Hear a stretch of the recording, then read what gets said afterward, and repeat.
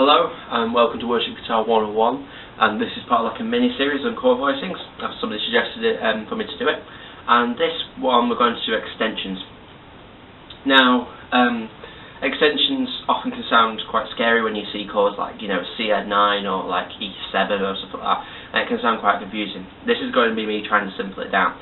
The best way to understand an extension is, what an extension is you're just extending the notes in the chord.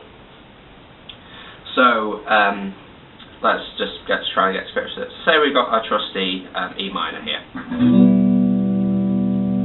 Fairly standard chord, most of you will no doubt know it. And what we can do is extend this in a variety of different ways. The easiest way to extend it in terms of your fingers concerned is to do a minor 7. And what a minor 7 is when you look on the scale, you would have your E, what's your first, your F, what's your second, G, what's your third, your A, what's your fourth, your B, what's your fifth, your C, what's your sixth, and your D, what's your seventh. What we're going to do is we're going to add that D into the chord. So how you play this chord is you basically, so you've got your normal E minor, you just take your finger off the D and you let the open D ring out. And you can see it has kind of a more either like uneven sort of structure. It's very different. It's got a nice little voice in there. Now another voicing we can cover is what's called like a 9 or like an add 9. Now this is kind of confusing. In music theory doesn't make this any easier. Basically what an add 9 is obviously there's in any scale, say in the E minor scale, there's 8 notes, you know.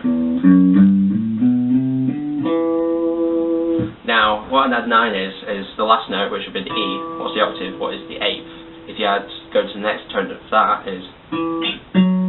that's the 9th, which is the same as the F sharp here. So basically, what this 9th offers is a very, very different sound, and it's my personal favourite in terms of extensions. Widely used by people like Steve Vai, stuff like that, to kind of give this rich, open sound. So, how you play this chord is it's a bit of a stretch, but what you do is you have your open E, then you have 2nd fret on the A string, 4th fret on the D string, open G, open B, open E. That's E minor 9. So play that all the way.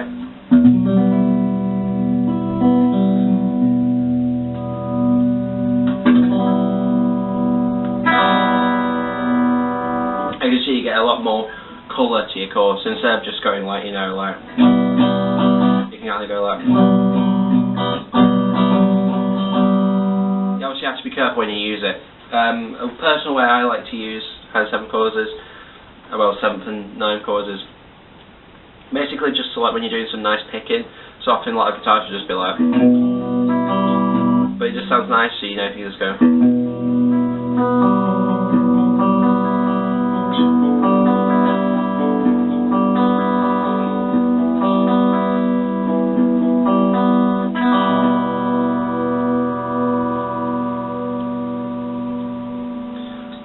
What about just experiment with different chords? You like, if you look past in the series, you'll have like a cage system.